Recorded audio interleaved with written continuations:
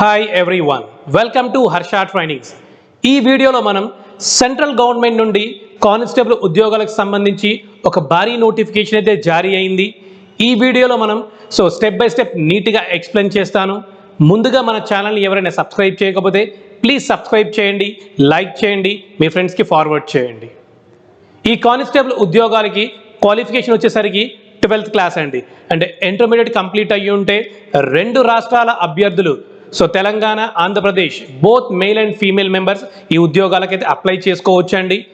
మీకు starting salary approximately 36,000 ఉంటుందండి మీకు.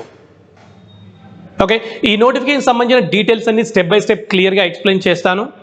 ఓకే, ఈ నోటిఫికేషన్ మీకు డిస్క్రిప్షన్లో ప్రొవైడ్ చేస్తానండి. ఓకే, మీరు డౌన్లోడ్ చేసుకొని ఒకసారి చెక్ చేసుకోవచ్చు. ఈ నోటిఫికేషన్ గురించి స్టెప్ బై స్టెప్ నీట్గా ఎక్స్ప్లెయిన్ చేస్తాను, ఒకసారి క్లియర్గా అబ్జర్వ్ చేయండి. ఓకే, ఈ ఉద్యోగాలకి ఆన్లైన్ అప్లికేషన్ వచ్చేసరికి 26/9/2022 నుండి 25/10/2022 వరకు అయితే మీరు అప్లై చేసుకోవచ్చు అండి. లాస్ట్ డేట్ ఎప్పటి వరకు ఉందండి? క్లోజింగ్ డేట్ వచ్చేసరికి 25/10/2022 వరకు అయితే మీరు అప్లై చేసుకోవచ్చు అండి. అంటే ఈ ఉద్యోగాలకి ఆన్లైన్లో మీరు అప్లై చేయాల్సి ఉంటుంది. Online applications are invited from eligible candidates ఎవరండి? Male and female Indian citizen అయి ఉంటే చాలు. మెయిల్ అండ్ ఫీమేల్ రెండు రాష్ట్రాలకు సంబంధించి, ఓకే, తెలంగాణ, ఆంధ్రప్రదేశ్ రెండు రాష్ట్రాలకు సంబంధించిన అభ్యర్థులు అయితే ఈ ఉద్యోగాలకైతే అప్లై చేసుకోవచ్చు అండి. ఓకే, ఇక్కడ చూద్దామండి. మీకు ఎగ్జామ్ ఎలా ఉంటుందండి? కంప్యూటర్ బేస్డ్ టెస్ట్ ఉంటుందండి. ఎగ్జామ్ వచ్చేసరికి ఆన్లైన్ ఎగ్జామ్ కండక్ట్ చేస్తారండి ఇక్కడ మనకి. Okay, examination under OMR based or online exam రెండిట్లో ఏదైనా కండక్ట్ చేయొచ్చు. అంటే మీరు ఎక్కువ మంది అప్లై చేస్తే ఆన్లైన్ ఎగ్జామ్ కండక్ట్ చేస్తారు, తక్కువ మంది అప్లై చేస్తే OMR షీట్ యూజ్ చేసి ఎగ్జామ్ అనేది కండక్ట్ చేస్తారండి ఇక్కడ. ఓకే, ఈ పోస్టులు వచ్చేసరికి మనం ఒకసారి చెక్ చేద్దామండి. ఈ ఉద్యోగాలు మొత్తం ఎన్ని రిలీజ్ అయినాయి అంటే 418 ఉద్యోగాలకు సంబంధించిన ఒక భారీ నోటిఫికేషన్ అయితే జారీ అయిందండి. ఓకే, ఇక్కడ చూడండి ఒకసారి, మీకు కేటగిరీ వైజ్ కూడా ఉద్యోగాలు అయితే రిలీజ్ చేయడం జరిగింది.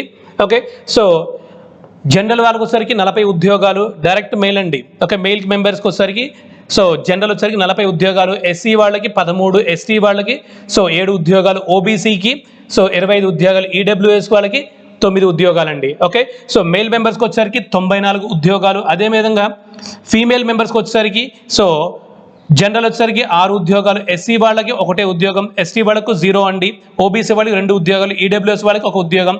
మొత్తం 10 ఉద్యోగాలు రిలీజ్ చేశారండి. ఇదే విధంగా డిపార్ట్మెంట్లో వర్క్ చేసే వాళ్ళకు కూడా అండి, డిపార్ట్మెంట్ వర్క్ చేసే వాళ్ళకు కూడా ఉద్యోగాలు రిలీజ్ చేశారు.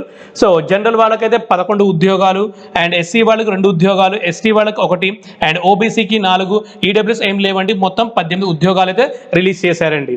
ఓకే, టోటల్గా వచ్చేసరికి ఇక్కడ 122 ఉద్యోగాలు అయితే రిలీజ్ చేశారండి. ఆ 122 ఉద్యోగాలు దేనికి సంబంధించి అంటే అసిస్టెంట్ సబ్ ఇన్స్పెక్టర్ స్టెనోగ్రాఫర్ అండి. దీనికి సంబంధించిన ఉద్యోగాలు అయితే 122 ఉద్యోగాలు ఉన్నాయి. అదేవిధంగా హెడ్ కానిస్టేబుల్ అండి. మినిస్ట్రీ రైల్లో వచ్చేసరికి 418 ఉద్యోగాలు అయితే రిలీజ్ చేయడం జరిగిందండి. అంటే 2 కేటగిరీస్ ఉన్నాయి ఇక్కడ మనకి.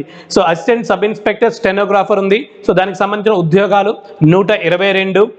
అదేవిధంగా హెడ్ కానిస్టేబుల్ వచ్చేసరికి 418 ఉద్యోగాలు అయితే రిలీజ్ చేశారండి. ఓకే, పే స్కేల్ గురించి ఇక్కడ చూస్తే అసిస్టెంట్ సబ్ ఇన్స్పెక్టర్కి వచ్చేసరికి 29,200 అండి. అంటే మొత్తం కలుపుకొని 11 సబ్, అప్రాక్సిమేట్లీ 36,000 శాలరీ వస్తుందండి మీకు. అదేవిధంగా హెడ్ కానిస్టేబుల్ వచ్చేసరికి 25,500 అండి. అంటే అప్రాక్సిమేట్లీ 30 or 32,000 వరకు వచ్చే ఛాన్సెస్ ఉంటాయి మనకి. ఇది పే స్కేల్కి సంబంధించిన డీటెయిల్స్ అండి.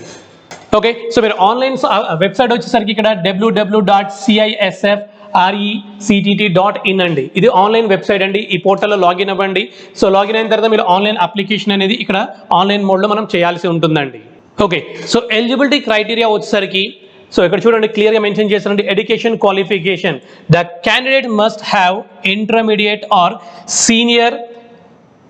Senior secondary school certification. అంటే 12th క్లాస్ కంప్లీట్ అయ్యి ఉంటే చాలండి. అంటే ఇంటర్మీడియట్ కంప్లీట్ అయ్యి ఉంటే చాలు, ఈ ఉద్యోగాలకి అయితే మీరు అప్లై చేసుకోవచ్చు అండి ఇక్కడ మీరు. అండ్ అదేవిధంగా ఇక్కడ చూడండి, ఏజ్ లిమిట్ వచ్చేసరికి 18 to 25 ఇయర్స్ అండి. 18 to 25 ఇయర్స్ లోపు ఉన్న వాళ్ళు మాత్రమే ఈ జాబ్స్కి మీరు అప్లై చేసుకోవచ్చు అండి. అండ్ రిజర్వేషన్స్ ఉంటాయండి. రిజర్వేషన్ గురించి మనం ఒకసారి చూద్దాం ఇక్కడ క్లియర్గా. షెడ్యూల్ క్యాస్ట్ వాళ్ళకి వచ్చరికి 5 years ఏజ్ రిలాక్సేషన్ ఉంటుంది. అండ్ అదర్ బ్యాక్వర్డ్స్ క్లాస్ వచ్చరికి 3 years ఏజ్ రిలాక్సేషన్ ఉంటుంది. డిపార్ట్మెంట్ క్యాండిడేట్స్కి అయితే 45 years వరకు ఉంటుంది SC ST వాళ్ళకి, అండ్ 40 years వరకు జనరల్ EWS OBC వాళ్ళకైతే 40 years వరకు ఉంటుంది. And childrens and dependent family మెంబర్స్కి అయితే 5 years వరకు ఉంటుందండి ఇక్కడ. ఓకే, సో ఇలా నోటిఫికేషన్లో 1 by 1 స్టెప్ నీట్గా మెన్షన్ చేశారని జస్ట్ మీరు క్లియర్గా ఒకసారి అబ్జర్వ్ చేయండి. అంటే మీరు ఏ కేటగిరీకి సంబంధించిన వాళ్ళు ఆ కేటగిరీకి సంబంధించిన డీటెయిల్స్ అని ఇక్కడ క్లియర్గా మెన్షన్ చేయడం జరిగిందండి. ఇది ఏజ్ క్రైటీరియా గురించి వచ్చేసరికి అండ్ ఎడ్యుకేషన్ క్వాలిఫికేషన్ గురించి సంబంధించిన డీటెయిల్స్ అండి. ఈ ఉద్యోగాలకు సంబంధించిన ఎగ్జామ్ ప్యాటర్న్ గురించి ఒకసారి మనం చెక్ చేద్దామండి. ఫస్ట్ ఈ ఉద్యోగాలకి ఫస్ట్ ఏం చేశారంటే సో ఫిజికల్ టెస్ట్ ఉంటుందండి. ఫిజికల్ టెస్ట్ ఎవరైతే కంప్లీట్ చేస్తారో సో వాళ్ళకి రిటర్న్ టెస్ట్ ఉంటుందండి. రిటర్న్ టెస్ట్ కంప్లీట్ అయిన వాళ్ళకి సో మెడికల్ టెస్ట్ ఉంటుందండి. ఆ తర్వాత సర్టిఫికేషన్ వెరిఫికేషన్ అన్ని జరుగుతూ ఉంటాయి. ఓకే, టోటల్ 3 rounds ఉంటాయండి. అంటే ఫస్ట్ మనకి ఏంటి ఫిజికల్ టెస్ట్ జరగాలి. ఫిజికల్ టెస్ట్లో మన మెజర్మెంట్స్ ఎలా ఉంటాయో ఒకసారి చూద్దామండి ఇక్కడ మనం. సో ఫిజికల్ స్టాండర్డ్స్ చూడండి ఒకసారి. ఇక్కడ హైట్ వచ్చేసరికి మేల్ మెంబర్ అయితే 165 centimeters ఉండాలండి. ఓకే, సో మేల్ వచ్చేసరికి 165 centimeters ఉండాలి అండ్ ఫీమేల్ వచ్చేసరికి 155 centimeters ఉండాలండి. ఓకే, సో ఎవరైనా సరే మేల్ మెంబర్స్కి 165 centimeters ఉండాలి అండ్ ఫీమేల్కి వచ్చేసరికి 155 centimeters హైట్ ఉండాలండి. హైట్లో కూడా రిలాక్సేషన్ ఉంటుందండి. అది ఎస్టీ క్యాండిడేట్స్కి ఉంటుంది. సో వాళ్ళు వచ్చే ఎస్టీ క్యాండిడేట్స్ వచ్చేసరికి 162.5 centimeters ఉండాలి. అది మేల్ మెంబర్స్ అండి. అదే ఫీమేల్ మెంబర్స్ అయితే 150 centimeters ఉండాలండి. ఓకే, అది ఓన్లీ ఎస్టీ క్యాండిడేట్స్ మాత్రమే ఉంటుందండి. ఓకే, నెక్స్ట్ చెస్ట్ మెజర్మెంట్ వచ్చేసరికి ఇక్కడ మేల్ మెంబర్స్కి అయితే 77 నుండి 82 centimeters ఉండాలండి ఎక్స్పెండ్ చేసినప్పుడు. ఓకే, ఫీమేల్ మెంబర్స్కి అయితే నాట్ కన్సిడర్ అండి, అది ఇంకా చెక్ చేయరు. అండ్ షెడ్యూల్డ్ ట్రైబల్స్కి అయితే 76 నుండి 81 వరకు మీరు సో చెస్ట్ ఎక్స్పెండ్ అవ్వాలండి. మీకు ఇక్కడ 76 ఉండాలి, అది ఎక్స్పెండ్ చేసి 81కి వెళ్ళాల్సి ఉంటుందండి. అండ్ ఫీమేల్స్కి అయితే ఎలాంటి చెక్ చేయరండి, ఇక్కడ నోట్ ప్రాబ్లం అండి. ఓకే, సో అంటే టోటల్ మళ్ళీ ఇంకా 4 tests ఉంటాయి మనకి. ఫిజికల్ టెస్ట్ ఉంది, ఒక రిటర్న్ టెస్ట్ ఉంది, మెడికల్ టెస్ట్ ఉంటుంది అండ్ స్టెనోగ్రాఫర్కి అయితే స్కిల్ టెస్ట్ ఉంటుందండి. స్కిల్ టెస్ట్ వచ్చేసరికి 80 words per minute కొట్టాల్సి ఉంటుందండి. 1 minuteకి మీరు సో 1 minuteకి 80 words మీరు టైప్ చేయాల్సి ఉంటుంది. అది స్టెనోగ్రాఫర్కి అండి. ఓకే, సో ఆ టైపింగ్ అనేది ఇంగ్లీష్ టైపింగ్ అవ్వాలంటే మీకు ఇక్కడ ఇంగ్లీష్ టైపింగ్ అయి ఉండాలి. సో ఇంగ్లీష్ అయితే with minimum speed of 35 words per minute on computer అండి. కంప్యూటర్లో అయితే 35 words per minute మీరు టైప్ చేయాల్సి ఉంటుందండి. Okay okay, so skill test వచ్చేసరికి మనకి ఇక్కడ అంటే టైపింగ్ టెస్ట్ కూడా ఉంటుందండి, ఫిజికల్ టెస్ట్ ఉంటుంది, మనకి రిటర్న్ టెస్ట్ ఉంటుంది, మెడికల్ టెస్ట్ ఉంటుంది, స్టెనోగ్రాఫర్కి వచ్చేసరికి స్కిల్ టెస్ట్ ఉంటుంది. టోటల్ 4 rounds ఉంటాయి ఇక్కడ మనకి. అంటే స్కిల్ టెస్ట్ వచ్చేసరికి ఇక్కడ 80 words per minute అండి. మినిట్కి 80 words మనం టైప్ చేయాల్సి ఉంటుంది. So translation time 50 minutes in English అండి, 50 minutes ఇన్ ఇంగ్లీష్ అండి, 65 minutes ఇన్ హిందీ అండి. హిందీ ఆన్ కంప్యూటర్ అండి, కంప్యూటర్ మీద. సో 65 minutes మీరు టైప్ చేయాల్సి ఉంటుంది అండ్ ఇంగ్లీష్ వచ్చేసరికి 50 minutes మీరు ట్రాన్స్లేషన్ చేయాల్సి ఉంటుందండి. అదేవిధంగా other essential qualification for head constable అండి. హెడ్ కానిస్టేబుల్ వచ్చేసరికి ఇంగ్లీష్ టైపింగ్ అండి.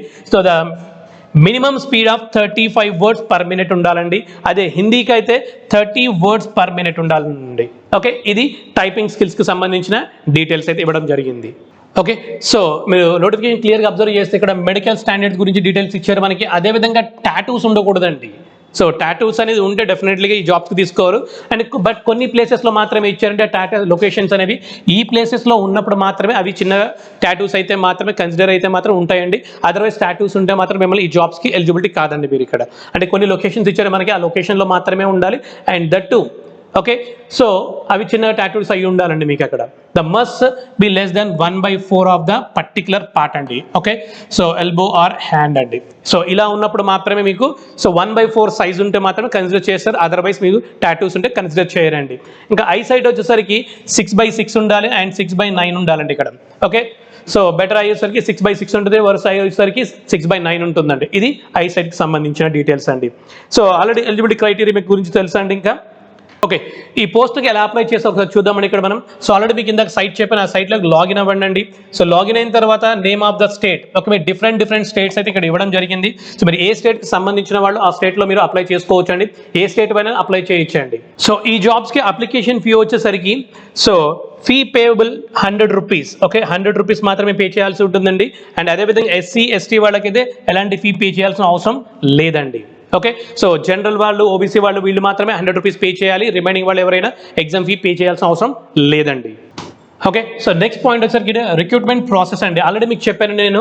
సో రిక్రూట్మెంట్ ప్రాసెస్ ఎలా ఉంటుందండి, ఫస్ట్ ఫిజికల్ టెస్ట్ ఉంటుంది, ఆ తర్వాత రిటర్న్ టెస్ట్ ఉంటుంది, ఆ తర్వాత స్కిల్ టెస్ట్ ఉంటుంది, ఆ తర్వాత సో నెక్స్ట్ మెడికల్ టెస్ట్ ఉంటుందండి. టోటల్ 4 rounds ఉంటాయి ఇక్కడ మనకి. Okay, so first physical standard ఉంటుందండి, ఫిజికల్ టెస్ట్ ఉంటుంది ఫస్ట్ వన్. సో తర్వాత మనకి ఏం చేస్తారంటే ఇక okay, so return test conduct చేస్తారు, ఆ తర్వాత సో స్కిల్ టెస్ట్ ఉంటుంది, ఆ తర్వాత మెడికల్ టెస్ట్ ఉంటుందండి. ఈ 4 రౌండ్స్ అనేది ఈ ఉద్యోగాలకు సంబంధించిన సో రౌండ్స్ ఎగ్జామ్ అయితే మనకు జరుగుతూ ఉంటుందండి. సో ఈ జాబ్స్కి ఈ 4 టెస్ట్ అయితే కండక్ట్ చేస్తారండి. సో ఈ జాబ్స్కి సంబంధించిన సో సిలబస్ గురించి ఒకసారి మనం చెక్ చేద్దామండి ఇక్కడ. సో ఫస్ట్ పార్ట్ వచ్చేసరికి జనరల్ ఇంటెలిజెన్స్ అండి. So total how many questions అండి, 25 క్వశ్చన్స్ అండి, 25 మార్క్స్ అండి. అదేవిధంగా జనరల్ నాలెడ్జ్ అండి, జనరల్ నాలెడ్జ్లో 25 క్వశ్చన్స్ అండి అండ్ 25 మార్క్స్ అండి. అదేవిధంగా అర్థమెటిక్ అండి, అర్థమెటిక్ వచ్చేసరికి 25 క్వశ్చన్స్ అండి అండ్ 25 మార్క్స్ అండి. జనరల్ ఇంగ్లీష్ ఆర్ హిందీ అండి, 25 క్వశ్చన్స్ అండి, 25 మార్క్స్ అండి. టోటల్ డ్యూరేషన్ వచ్చేసరికి మనకి ఇక్కడ సో 120 మినిట్స్ అండి. ఓకే, టోటల్ డ్యూరేషన్ వచ్చేసరికి ఇక్కడ 120 మినిట్స్ అంటే 100 క్వశ్చన్స్ మనం 120 మినిట్స్లో మనం సాల్వ్ చేయాల్సి ఉంటుందండి. ఓకే, సో ఇది ఎగ్జామ్కి సంబంధించిన సిలబస్ అండి. సో ఆల్రెడీ అందరూ ప్రిపేర్ అవుతూ ఉంటారు నెంబర్ ఆఫ్ ఎగ్జామ్స్కి, అంటే సేమ్ సిలబస్ ఉంటుంది కాబట్టి సో ఎగ్జామ్స్కి మీ 165 హైట్ ఉంటే ఓకే, సో ఈ కానిస్టేబుల్ జాబ్స్కి మీకు ఇంట్రెస్ట్ ఉంటే డెఫినెట్లీగా అప్లై చేయండి అండి. సో డెఫినెట్లీగా మనం ఈజీగా త్రూ అవ్వచ్చు.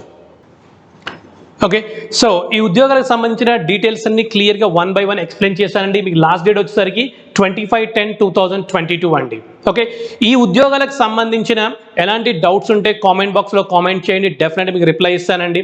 సో ఈ జాబ్స్కి సంబంధించిన ఆన్లైన్ అప్లికేషన్స్లో కూడా ఎలాంటి డౌట్స్ ఉన్నా సరే సో కామెంట్ బాక్స్లో కామెంట్ చేయండి, డెఫినెట్లీగా ఆన్లైన్ ప్రొసీజర్ అప్లికేషన్ ఎలా ఫిల్ చేయాలో కూడా మీకు ఎక్స్ప్లెయిన్ చేస్తానండి. ఓకే, సో ఈ వీడియో కానీ మీకు నచ్చినట్లయితే సబ్స్క్రైబ్ చేయండి, లైక్ చేయండి, మీ ఫ్రెండ్స్కి ఫార్వర్డ్ చేయండి. So thank you for being here our YouTube channel. Please subscribe.